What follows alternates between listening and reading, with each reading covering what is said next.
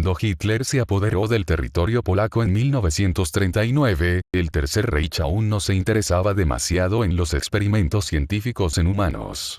Esta política cambió tras la invasión a una pequeña aldea polaca. Para 1940 organizaron un experimento con una duración de 5 días, lo llamaron efecto Gunschau. El experimento consistía en poner a prueba el impulso humano de la gula ante varios manjares. El científico que lideró el estudio terminó asesinado por un colega una vez que culminaron el experimento, pero el motivo no se precisó en las grabaciones de audio. A continuación, presentamos las transcripciones de las cintas grabadas, elaboradas por los aliados como evidencia para los juicios de Nuremberg. Día 1. Habla el Dr. Klaus Gunschau. Me encuentro junto a mis colegas médicos, Josep Fuermein y Víctor Belgens. Hoy daremos inicio a un estudio con una duración de 5 días para ver si la gula se antepondrá a la dignidad propia. 4 sujetos fueron elegidos como muestra para los experimentos. 2 hombres polacos fuertes y altos, una mujer embarazada que está por dar a luz y una niña de 4 años hija de uno de los hombres. Se les alimentó con un jabalí asado y a los hombres se les dio el mejor vino de Alemania. Los sujetos reaccionaron según lo previsto. Se mostraron felices y sorprendidos. Cuánta ignorancia reside en estos humanos que se enfrentarán a pesadillas nunca antes vistas. Día 2. La totalidad de la muestra está de pie esta mañana. Muy temprano se les alimentó con bafles, una ración de jugo y leche. También les sirvieron huevos, tocino y salchichas. Eran las 13 horas cuando se encomendó la primera tarea a los varones. Armados con cuchillos, deberían pelear entre sí hasta la muerte. Si se rehusaban, serían fusilados. Si mataban a los otros sujetos del experimento, serían torturados y después ejecutados. Según lo previsto, ambos cooperaron y el padre de la niña terminó perdiendo. La mujer y la niña no dejaban de llorar debido al conflicto, por lo que los científicos desactivaron el micrófono. 2 guardias arrastraron el cuerpo del hombre muerto. A los 3 sujetos restantes se les preparó un guisado para la cena. Además, hubo un ingrediente extra en la comida. Día 3. Los sujetos de prueba se levantaron muy temprano esta mañana. Cada uno se hizo merecedor de un croissant con una salsa a base de mantequilla de ajo. No se le suministró ninguna droga al hombre durante la noche. Se trata de un experimento mental, sin variables de este tipo permitidas. La siguiente prueba del varón empezó a los 13:45 horas. Un médico entró a la habitación para auxiliar a la mujer que estaba en labor de parto. El hombre, creyendo que la fuente se había roto, obedeció las indicaciones. Sobre la mesa de la habitación se dejó un bolso inmediatamente después de concluido el parto. En privado, se le instruyó al sujeto varón para que extrajera el corazón del bebé y lo consumiera. Considerando las otras posibles alternativas, estuvo de acuerdo gracias a nuestra fuerte persuasión. Al entrar en la sala, el hombre abrió el bolso y, sin revelar el contenido a la madre, notó varias herramientas quirúrgicas en el interior. Después de lo que pareció una plegaria, el hombre tomó al niño y lo golpeó en el pecho. Como era de esperar, el pequeño murió al instante. Cortando el pecho, el hombre arrancó el corazón del bebé. Entonces se puso el órgano entero en la boca, masticando y llorando mientras veía al bebé aún manchado de sangre materna. Los guardias se llevaron el cadáver del pequeño y el hombre le explicaba sollozando a la mujer lo que había sucedido. Desde mi punto de vista, no entiendo por qué los murmullos. Esto tenía que pasar con ese pequeño cerdito. Día 4. Los 3 sujetos aún se mantenían con vida esta mañana, la madre sobrevivió gracias a una operación de emergencia después de lo que hizo el hombre. Aunque físicamente estaba intacta, mentalmente estaba desquiciada. Y no mostraba más emociones, empezó a murmurar para sí misma. Consideramos la terapia de electrochoque, pero no fue necesaria. Se seleccionó salami para los sujetos. En este punto, la comida es lo único que los hace seguir adelante. A la mujer se le indicaron sus primeras y últimas tareas. Estuvo de acuerdo sin pensarlo, lo que fue muy extraño. Primero se cortó los senos escribiendo la palabra prostituta. Entonces, una vez que se le proporcionaron las herramientas adecuadas, le solicitamos que recolectara sus propias heces y las ingiriera. Lo admitiré, no nos divertimos con lo que ella hizo hoy. Me doy cuenta que llevó todo esto a cabo sin sentir dolor ni ira, muy intrigante. Entonces tocó el turno al hombre para hacer su tarea del día. Con el cadáver congelado del bebé debía golpear a la madre hasta la muerte. Tristemente, estuvo de acuerdo. La mujer tenía una ausencia absoluta de dolor. La niña, como se esperaba, estaba fuera de sí. Sin embargo, algo inesperado sucedió después de la prueba. El hombre intentó reconfortar a la pequeña explicando de la mejor forma posible los motivos. Qué ironía tan grande la prueba de mañana. Restan 2 sujetos. Anotación. Durante el experimento, el hombre no sufrió ningún tipo de alteración mental, y sigue sin mostrarse afectado. Quizás se emocionó tanto con la primera de estas pruebas que se acostumbró a tratar con esto. Anotación personal. El Dr. Belgrens intentó asesinar a un guardia hoy, así que, siguiendo el protocolo, prescindí de sus servicios. Wermein parece firmemente comprometido con la continuidad del proyecto. Día 5. Ninguno de los sujetos durmió. Atormentados por las pruebas de hoy, se abrazan para sentir un poco de esperanza. Para su comida final, los 2 desayunaron las mejores crepas de Francia. Después del desayuno, al hombre se le ofreció una última tarea bajo la promesa falsa de su liberación. Esta fue la única forma que encontramos de obligarlo a seguir adelante. Tenía que ultrajar a la pequeña por todos los orificios. Aceptando sin emoción, el hombre violó a la pequeña, dejándola casi muerta.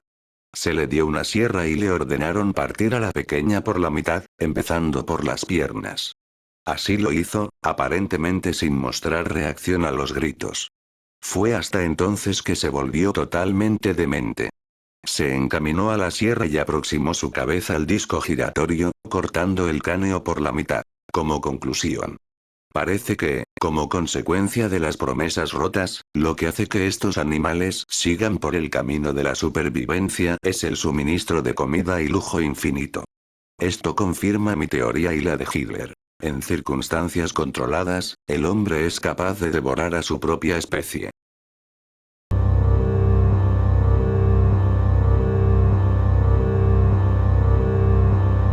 14 de julio de 2003 es la fecha exacta en la que el gobierno de los Estados Unidos de América reveló oficialmente la existencia de la misteriosa Área 51. Desde su revelación, miles y miles de teorías, conjeturas e hipótesis se han construido en torno a esta. El intenso secretismo que rodea a la base y el hecho de que su objetivo principal es indeterminado han contribuido a suscitarlas. Así, se ha especulado con contactos con seres extraterrestres, desarrollo de armas de destrucción masiva y horribles experimentos con seres humanos. El Área 51 es uno de los temas que más teorías de conspiración inspiran en todo el mundo. Muchos darían lo que fuera por tan solo poder acercarse un poco y atisbar aunque sea una porción de lo que en realidad oculta. Una de las muchas historias que circulan sobre lo que ocurre dentro del Área 51, es el que es considerado el experimento humano más extremo de la historia, el Proyecto Abigail.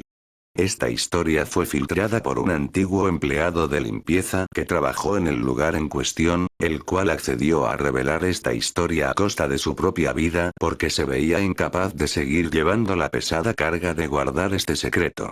Todo comienza en 1945. En esta época, el Área 51 operaba bajo el nombre de Campo Auxiliar de la Fuerza Aérea de Indian Springs. La Segunda Guerra Mundial acababa de terminar con una victoria aliada, sin la titánica alianza entre Reino Unido, la Unión Soviética y los Estados Unidos, los nazis hubieran alcanzado sus planes de dominación y cumplido sus objetivos genocidas. Según cuenta este hombre, la base había sido construida para el desarrollo y resguardo secreto de armamento avanzado y en la época inmediatamente posterior al fin de la guerra continuó con este propósito, hasta que, en medio de la Guerra Fría y la amenaza constante de una guerra con la Unión Soviética, el gobierno aprobó el uso de la base para experimentos de tipo biológico. El gobierno consideraba crucial el desarrollo de armas biológicas para mantener su hegemonía mundial y superioridad armamentística sobre el resto de naciones. Fue así como uno de los científicos más importantes y mejor reputados del lugar, Albert Western, decidió iniciar un proyecto que tenía como objetivo principal crear un supersoldado, una especie de Capitán América, extremadamente fuerte y robusto, cuyas heridas sanasen rápido y pudiese soportar fatiga extrema, duras condiciones y larguísimos periodos sin comer o beber. Por desgracia, los procedimientos para llevar a cabo tan alocada visión no estaban claros, por lo que nadie estaba dispuesto a ofrecerse como conejillo de indias para un proyecto cuya metodología no estaba definida y recibir en su cuerpo quién sabe cuántas y qué clase de sustancias y mutilaciones con el fin de que Western cumpliera su sueño, era casi un suicidio. Adicional a esto, la persona en la que se llevarían a cabo los experimentos debía ser alguien de completa confianza, es decir, alguien sin amigos o familia que fuese capaz o tuviese intención de denunciar el proyecto públicamente y demandar a la base o al gobierno de los Estados Unidos. La primera opción eran desahuciados, vagabundos o presos. Pero Western necesitaba a un individuo completamente sano, con excelente condición física y moral. Así, después de mucho meditarlo, Western tomó una decisión. La persona indicada para recibir aquel experimento era su propia hija, Abigail Western, una joven universitaria que estudiaba para seguir los pasos de su padre, y quizá algún día convertirse en una científica al servicio del Área 51 como él. Western amaba a su hija, pero era un hombre obstinado que perseguía incansablemente sus objetivos, esto incluía ser capaz de someter a su hija a un experimento riesgoso cuyo éxito era incierto. De manera que así se hizo. La chica fue sometida a todo tipo de cirugías e implantes y pruebas de sustancias. Fue mutilada, drogada y expuesta a torturas. Nadie veía cómo todas aquellas vejaciones iban a servir para desarrollar el supuesto supersoldado que Western pretendía, pero los cambios comenzaron a notarse después de un tiempo. La apariencia de Abigail había cambiado de forma drástica. Sus huesos habían crecido de manera descomunal, pero la piel se había estirado muchísimo también, de manera que se veía arrugada sobre sus alargados miembros. Los dientes también le estaban creciendo de manera gigantesca y cada vez su comportamiento era más animalesco y menos racional. Varios colegas del científico le pedían encarecidamente que detuviera el proyecto Abigail, que aquello estaba fuera de los límites de todo actuar humano y científico, el proyecto se había desviado y ahora el daño era irrecuperable. Pero Western, en su obstinación, estaba dispuesto a llevar el experimento hasta sus últimas consecuencias.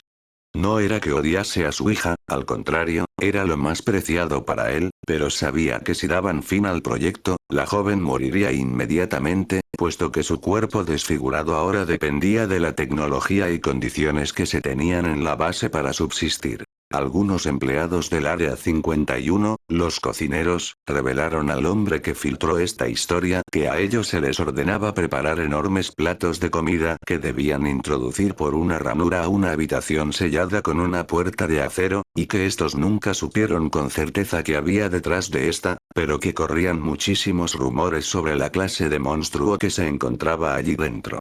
También decían que en varias ocasiones lograron ver a Western parado frente a la puerta, llorando o hablando con esta criatura. Finalmente Abigail terminó por perder lo que le quedaba de racionamiento humano. Se convirtió en una bestia. Todo había oficialmente fracasado, Western se había dado cuenta del error que había cometido.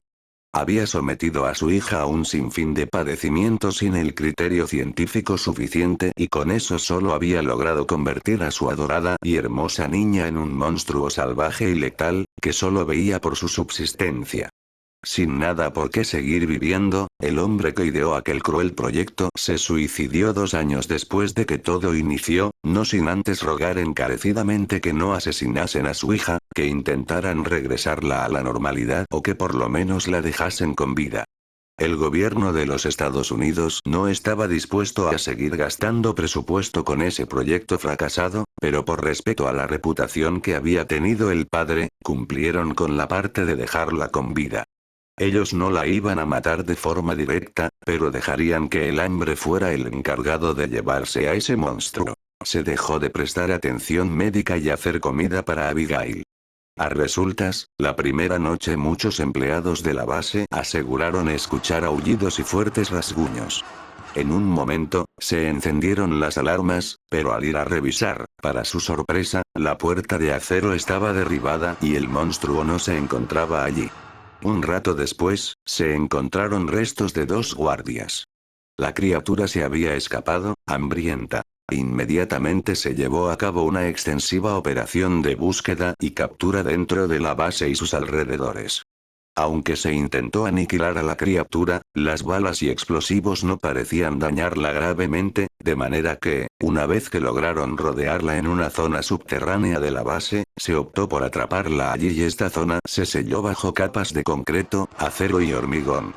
Han pasado más de 70 años del proyecto Abigail, y todavía hay testimonios de empleados más recientes que afirman que en ala oeste del Área 51, por detrás de las paredes y especialmente debajo del suelo, se logran escuchar rasguños y gruñidos ahogados de vez en cuando. A raíz de esto surge la duda de cómo ha podido la joven convertida en monstruo sobrevivir tanto tiempo sin alimentos ni agua. Tal vez esto signifique que el proyecto de Western no iba muy desencaminado y que, de seguir haciendo pruebas en otros sujetos, hubiera conseguido, eventualmente, crear su soñado soldado invencible, pero a su vez surgen las dudas y el temor sobre cuánto tiempo exactamente puede sobrevivir esta criatura y, si ni las balas ni los explosivos convencionales pueden hacerle daño, entonces ¿qué? Hoy en día se cree que Abigail es uno de los motivos por los cuales el Área 51 es tan resguardada. No saben qué es y no saben cómo combatirlo. Temen que si algún curioso llega a toparse con ella algún día o si la criatura logra escapar, las cosas sin duda terminarían muy mal para todos.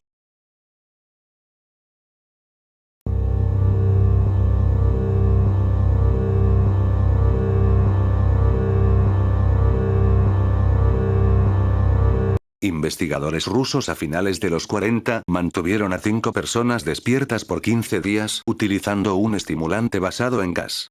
Los tuvieron encerrados en un ambiente sellado para monitorear cuidadosamente el uso de oxígeno, de manera que el gas no los matase, debido a las altas concentraciones de gas.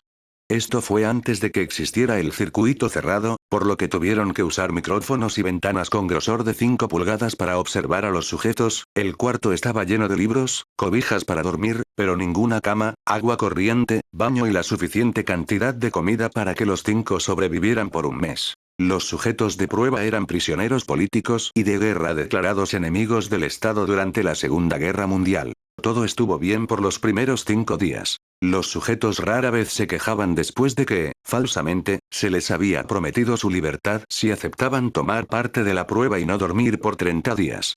Sus conversaciones y actividades fueron monitoreadas y los científicos notaron que conforme pasaba el tiempo, ellos hablaban sobre incidentes traumáticos de su pasado. Después de 5 días se empezaron a quejar de las circunstancias y eventos que los llevaron a donde estaban y empezaron a demostrar paranoia severa. Dejaron de hablar entre ellos, y comenzaron a murmurar de manera alterna en los micrófonos. De manera extraña, todos parecían creer que podían ganar la confianza de sus captores si traicionaban a sus camaradas. En un principio se creyó que esto era un efecto del gas. Después de 9 días, el primero de ellos empezó a gritar. Corría por todo el cuarto gritando repetidamente por 3 horas seguidas. Después, trató de continuar gritando, pero solo podía dar un grito ocasional. Los científicos postularon que físicamente se había destrozado las cuerdas vocales. La parte más sorprendente de este comportamiento fue cómo sus compañeros reaccionaron a esto. O mejor dicho, como no reaccionaron, continuaban murmurando en los micrófonos hasta que el segundo de los prisioneros comenzó a gritar. 2 de los prisioneros que no gritaban, tomaron los libros y llenaron página tras página de sus propias heces, y de manera calmada, los pusieron sobre las ventanas del cuarto. Los gritos cesaron de repente, al igual que los murmullos de los micrófonos. Pasaron otros 3 días. Los investigadores checaban los micrófonos constantemente para asegurarse de que trabajaban, porque creían que era imposible no escuchar sonidos con 5 personas dentro. El consumo de oxígeno indicaba que los 5 debían seguir vivos. De hecho, el consumo de oxígeno era el necesario para 5 personas que hacían ejercicio extenuante. En la mañana del 14º día, los investigadores hicieron algo que no debían hacer para llamar la atención de los prisioneros. Utilizaron el intercom dentro del cuarto, esperando provocar respuestas de los prisioneros, pues temían que estuviesen muertos, o en estado vegetal. Anunciaron: abriremos el cuarto para probar los micrófonos. Aléjense de las puertas y acuéstense con las manos atrás en el piso o se les disparará. Se le otorgará la libertad a uno de ustedes si obedecen. Para su sorpresa, escucharon solo una frase, con voz calmada: no queremos ser liberados. Hubo un gran debate entre los investigadores y fuerzas militares que financiaban el proyecto. Sin poder provocar más respuestas utilizando el intercom, finalmente se decidió abrir el cuarto a la medianoche del día número 15. Se limpió el gas del cuarto, y se llenó de aire fresco. Inmediatamente, voces de los micrófonos empezaron a objetar.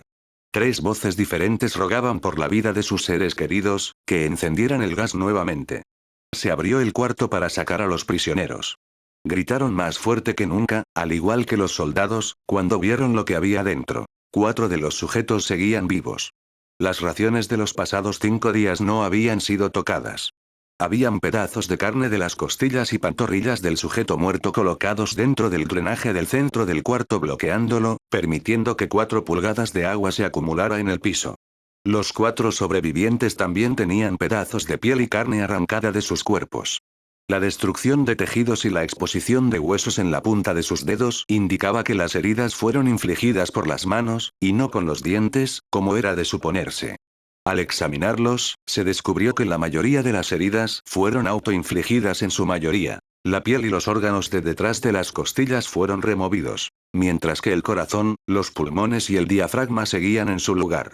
El tracto digestivo de los 4 sujetos podía verse trabajar, digiriendo comida.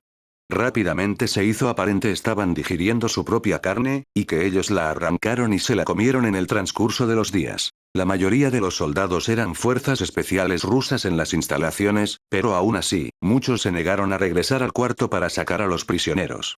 Estos, sin embargo, insistían a gritos que los dejaran dentro y de manera alterna rogaron y demandaron que se encendiera el gas nuevamente, para evitar quedarse dormidos. Para sorpresa de todos, los sujetos pusieron una resistencia feroz durante la extracción. Un soldado ruso falleció cuando uno de los sujetos le mordió el cuello, otro fue gravemente herido cuando otro de los prisioneros le mordió la arteria femoral y los testículos. Otros 5 soldados perdieron la vida, si se cuentan a aquellos que se quitaron la vida en las semanas consecuentes al incidente. Durante la lucha, uno de los prisioneros dañó su bazo, sangrando de manera casi inmediata. Se intentó sedar al sujeto, pero fue imposible. Se le inyectó más de 10 veces de la dosis humana de morfina, y aún así luchó como un animal rodeado, rompiendo las costillas y un brazo de un doctor. Se veía latir su corazón al máximo por 2 minutos completos, mientras se desangraba, y continuó gritando por más de 3 minutos, atacando a quien se le acercara, repitiendo la palabra más una y otra vez, cada vez más débil, hasta que cayó en silencio. Los otros 3 sobrevivientes fueron inmovilizados fuertemente y llevados hacia instalaciones médicas. 2 de ellos, con cuerdas vocales intactas, demandaban continuamente más gas para permanecer despiertos. El más herido de los 3, fue llevado al único cuarto de cirugía que había en las instalaciones. En el proceso de su preparación para colocar nuevamente sus órganos en su lugar, se notó que el sujeto era totalmente inmune a los sedantes. Peleó furiosamente cuando el gas anestésico se le estaba colocando. Se necesitó un poco más de anestesia de la normal para sedarlo, pero al momento que sus ojos se cerraron, su corazón se detuvo. En la autopsia, se encontró que en su sangre había 3 veces la cantidad normal de oxígeno. También se rompió 9 huesos en la lucha para no ser controlado. El segundo sobreviviente, era el que primero gritó del grupo. Con sus cuerdas vocales destruidas, no pudo objetar la cirugía, y solo reaccionaba agitando violentamente la cabeza en desacuerdo cuando se le administraba el gas anestésico.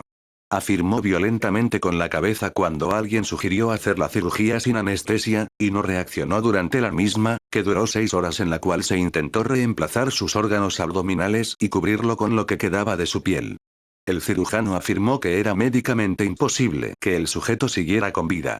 Una enfermera aterrada que ayudó en la cirugía, comentó que la boca del paciente formaba una sonrisa cada vez que sus ojos se encontraban. Cuando la cirugía terminó, el sujeto miró al cirujano y empezó a hacer sonidos fuertemente, como tratando de hablar.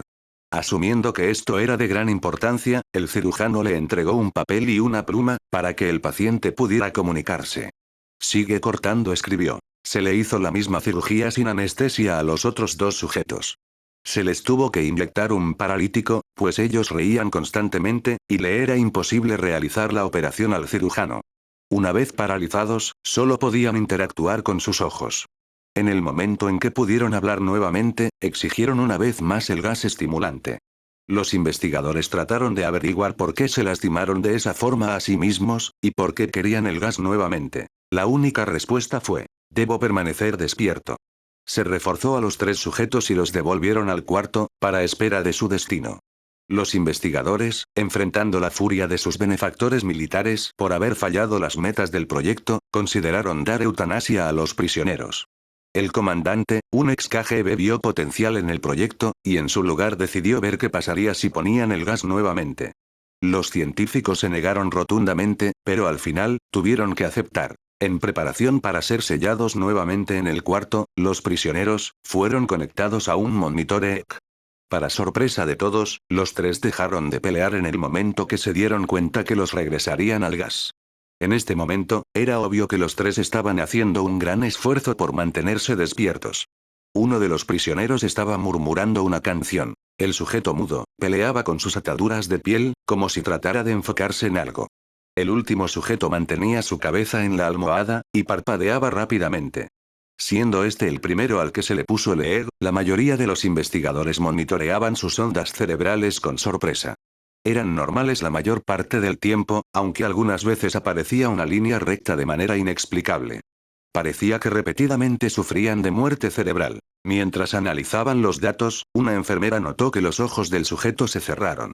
Sus ondas cerebrales cambiaron inmediatamente por las de sueño profundo, luego se pusieron rectas, y de manera simultánea, su corazón se detuvo. El único sujeto que quedaba que podía hablar comenzó a gritar para que lo encerraran en ese momento.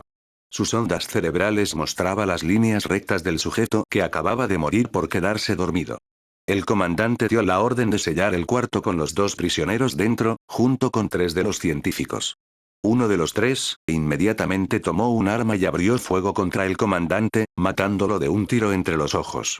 Después apuntó al prisionero mudo, y le voló el cerebro. Apuntó al prisionero que quedaba vivo, mientras que los demás investigadores escaparon del cuarto. No me encerrarán con estas cosas. No contigo. Le gritaba al prisionero que estaba atado al camastro. ¿Qué eres? Demandó. Necesito saber. El prisionero sonrió. ¿Tan fácilmente te has olvidado de mí? El prisionero preguntó. Somos ustedes. Somos la locura que está encerrada en todos ustedes, rogando por libertad en cada momento de tu vida, desde lo más profundo de tu mente animal. Somos aquello de lo que te escondes en tu cama todas las noches. Somos lo que duermes y silencias y paralizas cuando te vas a tu cielo nocturno, donde no te podemos alcanzar. El investigador hizo una pausa. Apuntó al corazón del prisionero y disparó. El EEG mostró una línea recta mientras el sujeto débilmente murmuró casi tan libre.